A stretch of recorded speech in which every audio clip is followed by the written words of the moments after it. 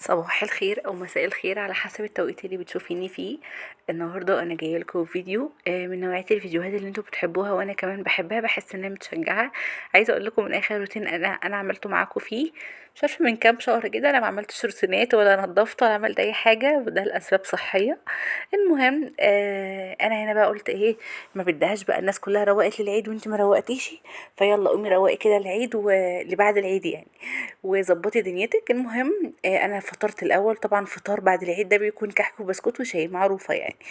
وبدات ان انا اروق كده وافرش الحفاظات، اكنس وانضف. طبعا الحاجات دي كلها احنا بنعملها. ودخلت البلكونه، كانت عايزه اقول لكم عباره عن ان هي كانت كلها حاجات كده كراكيب، فعلا كانت اوضه كراكيب.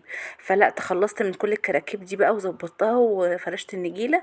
وطبعا ما ننساش المعطر الرايق بتاعنا اللي بيخلينا اصلا ريلاكسنج في قلب البيت. وعمل كمان عملت بخور. المهم هنا بقى جيت على الليفينج روم وقمت قلت ايه، اشيل بقى الالعاب دي كلها واظبط الدنيا وافرش برضو الحافظه. يعني كنت حاطه حافظه للالعاب بقى والحاجات دي. ربنا يا رب يبارك في اولادنا ويرزق كل مشتاق بالذريه الصالحه. بدأت بقى ان انا ايه، الاقي مثلا عندي خشب، عندي ترابيزة، عندي باب ملحوس كده من الايادي الصغيرة. فقلت يلا بقى ايه بالمرة اعملها كده بالبليج والفوطة. وبرضو بعد ما خلصت كده وبحاول ان انا اعمل ريلاكسنج لقلب البيت للشقة كلها وللبيت كله عن طريق المعطر. بحس ان انا خلاص مرتاحة. عارفين انتوا لما توصلوا لمرحلة المعطر ده خلاص، اللي هو بس كده انا خلصت. المهم انا بقى الغدا بصراحة كان عندي يعني. فالمهم جبت الغدا بتاعي واتغديت لوحدي. وعايزة اقول لكم بقى طلبت حاجات من السوبر ماركت اللي انا بجيب منه الجبن والحاجات دي كلها. ما كانش عندي اي حاجه، ولا زبادي ولا لبن ولا جبنه ولا اي حاجه في التلاجة. عارفين انتوا تحسوا انتوا قاعدين في صحراء. فقلت لا، الوضع ده مش هيستحمل معايا لحد، مش هيستحمل معايا لبكره اصلا يعني.